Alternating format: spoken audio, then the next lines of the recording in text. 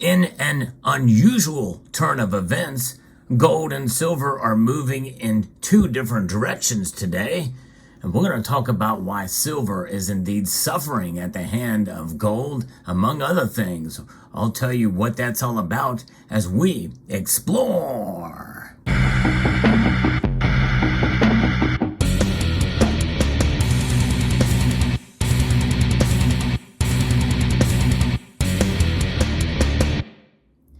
The precious metals markets are moving in strange ways. All the metals are up, save for rhodium. It's flat today, but gold is up slightly. Platinum and palladium are really coming ahead here. In fact, palladium is now up almost 5% today. It's an amazing thing to see palladium move so dramatically, but platinum and palladium, I am pretty bullish on platinum. Not so much for palladium. I'm kind of surprised that we're seeing the rebound there. But nonetheless, let's talk a little bit about gold here so that we can understand why silver is moving in the opposite direction. If you enjoy videos like this, I hope you will consider pressing that thumbs up button down below and maybe subscribing to the channel if you haven't done so already. When we like to talk about the markets and what pushes and pulls gold and silver, and also on the economy. I do like to look at things from a contrarian point of view from time to time. I like to see what you think as well too. So I'm very curious to see what your opinions are about the markets in general and about gold and silver prices. I'm going to be referencing an article here from Reuters that talks a little bit about what's been happening here. We've got gold edging higher on Monday, regaining some ground after retreat in the previous session and ahead of inflation data this week that could provide clues on the outlook for U.S. interest rates. Gold is up. Actually, as I record this video, it's up $3.30. Not a huge move, but it is indeed up to $2,021.90. Markets are really just discounting the aftermath of last Friday's payroll report, according to Daniel Gali, commodity strategist at TD Securities, referring to a sell-off that had left prices nearly 3% below near record levels reached last week before the data. In fact, it is up to debate as to whether we actually did reach record levels. I guess for a brief amount of time we did, but nonetheless, it showed that U.S. job growth accelerated in April, pointing to persistent labor market strength. But again, how are those numbers interpreted? How many of those people are actually looking for their second and third job? And this labor shortage and the like, and how that is calculated, it makes you wonder if there is some chefs at the Cook the Books Club at play here. But nonetheless, markets saw an 85% chance of the Fed holding rates at the current level in June, and a 31% chance of a rate cut in July. So look at that. That there's a 30% chance that there may be a rate cut is kind of amazing to me. I just figured we'd be paused pretty much till the end of the year. I don't see them really doing that anytime soon, but hey, I could be wrong. U.S. banks tightened credit standards over the first months of the year, and saw weakness in loan demand from businesses and consumers. The Fed senior loan officer opinion survey showed. Chicago Fed Chief Austin Goolsbee said in an interview with Yahoo Finance that he was getting vibes of a credit squeeze is beginning. If the woes among regional banks are thrust back into the spotlight, that could trigger another leg up for the safe haven asset, according to Hans Tan, chief market analyst at Xfinity. Along with U.S. Consumer Price Index due out on Wednesday, traders are also monitoring any developments surrounding the debt ceiling. In fact, as I record this video, breaking news, Treasury Secretary Janet Yellen, who used to be the Fed chair, says that a failure to raise the debt ceiling would be an economic catastrophe, according to her. It's doom and gloom from both parties if we don't raise the debt ceiling. And you know what that means if Republicans will cave on it. But you know what? What kind of a message are we sending if we send ourselves into massive debt and continue to do deficit spending and increase the debt yet again?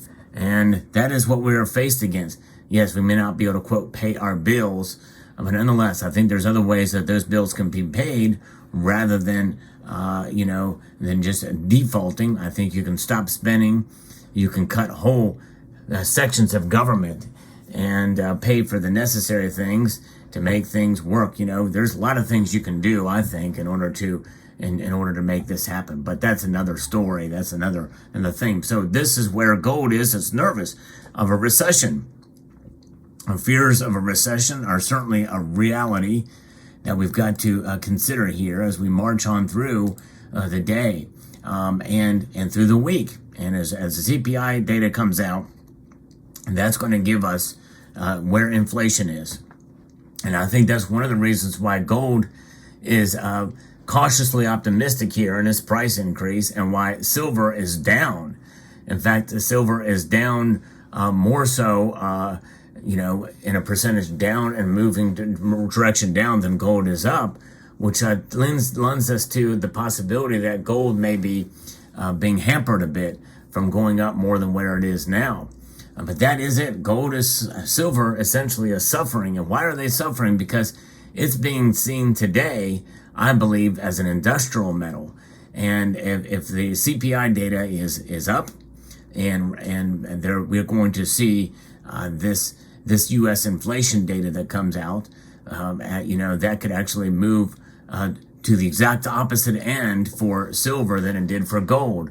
In other words, silver may see this as a slowing of the economy. People have less money to spend on things that silver may be utilized in their manufacturing of. Like, for instance, electronics, even photovoltaics in terms of consumer demand for them. Yes, there's going to be a government green energy legislation's already out there for increased demand, but there's enough other things that silver relies upon for production that could be hung up because the demand may stave off a bit. And maybe that's what's going on here. I don't know, but it is suffering. And I think it is because of a fear of recession. And silver is seen as a duality metal. It has a dual role. Most of us understand that. And so it's not just coins, rounds, and bars, and even the ETFs that the people are worried about. People are worried about silver's use in industry, science, and technology. That kind of demand that could actually stave off, in spite of what the Silver Institute has reported, that they are seeing an increase in demand projected for this year. I kind of don't think we're going to, I think that could be a different story. I think the markets are kind of pricing that in for silver. It's anybody's guess. We really don't know. It's a fascinating thing to consider, though. Why else would it go the opposite direction of gold? Usually what happens is when gold goes up, silver tends to go up even more. And that's obviously not happening today. It's the other way around. Gold is up and silver is down more than gold is going up. And so as we weigh that out in the psychology of the markets and understand what the thinking is behind all this, what other conclusion can we come to? I would love to know what your thoughts are for silver's move in the opposite direction of gold in this case. Because I think in time, much like we saw in the opposite direction, and we did celebrate those times when silver would go up and gold went down. That's happened more often than not. So this is an unusual circumstance in the opposite direction. But we'll see. Does that mean we should give up on silver? Heck no. In fact, it is a healthy price above $25, which is kind of my psychological support for silver. In fact, we're seeing it get closer and closer. I think we might still see it go up, and we may see this anomaly move in the opposite direction tomorrow. Who knows? But we're going to get close to $26 again soon. And gold is looking good, looking strong, well above the $2,000 level. I think anything above $2,000, every day that gold stays above $2,000 and silver stays above $25, means that we're starting to build in a very strong case of support for these metals. So it'll be very fascinating to see how this plays out. These metals will continue to certainly wow us in many cases, in many ways, especially when we're seeing Bitcoin take pretty dramatic moves as well. Other things, gold and silver, especially gold, by the way, has been a proven store of value and a way that people can use to take in a look into the metals to kind of really offset the losses that they may find in other areas of the economy or their investments. That's what gold and silver is about. It's essentially about a savings vehicle. And, any kind of profit that you may see on your silver purchases that it may be realized in the short term are just that. They may be short-term lived, but over the long course, you have to keep in mind and adjust and calculate for inflation. So when you do that, you realize that it really is just about a store of value. When that's all said and done, you're doing all right. So stack on, hold on to your silver. That's what it's about. And I'm bullish with them on the metal. I think we're about right now we are about $2.50 away from the high that I'm thinking silver could go to. Still seems like a long way off though. But I tell you, as we get closer, we see more things happen in the world. We very well could get there, sooner rather than later. As to what the Fed is going to do, we'll keep watching it. The consumer price index, the inflation data that's going to be coming out in a day or so, that is going to really tell us and give us an indication as what they might do. But nonetheless, government wants to spend more, and they want to raise the debt ceiling. The Federal Reserve is attempting to anyway to push them back in the other direction, but there's a lot of push and pull there as well.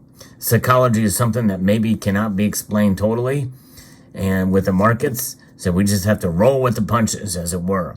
So there you have it. Let me know what your thoughts are in the comment section below. We'd like to extend a multitude of gratitude to all of you for taking the time to watch this video, and to encourage you to please rate, share, comment, and subscribe.